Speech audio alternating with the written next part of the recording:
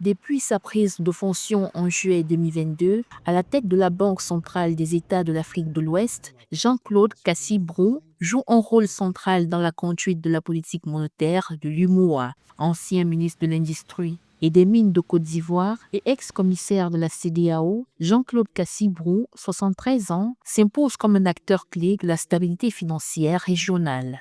Les décisions que nous avons prises ensemble, dans le respect du mandat qui nous est confié, ont contribué à la consolidation de la stabilité macroéconomique de notre Union.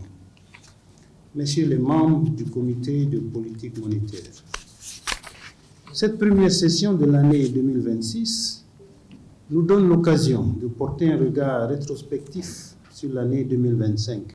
Économiste de formation, il est titulaire d'un MBA obtenu en 1980 et d'un doctorat en économie. Après un passage au Fonds monétaire international où il renforce son expertise en politique macroéconomique et occupe notamment le poste de représentant résident au Sénégal entre 1990 et 1991. Les dernières données disponibles confirment une orientation favorable de l'activité économique mondiale dans un contexte de décrue de l'inflation et d'atténuation des tensions commerciales. Avec plus de 40 ans d'expérience entre institutions internationales, gouvernements et organisations régionales, il symbolise aussi la montée en puissance des experts africains dans la gouvernance économique du continent. La situation des comptes extérieurs s'est significativement améliorée en 2025, avec une hausse du solde global excédentaire de la balance des paiements par rapport à celui enregistré en 2024.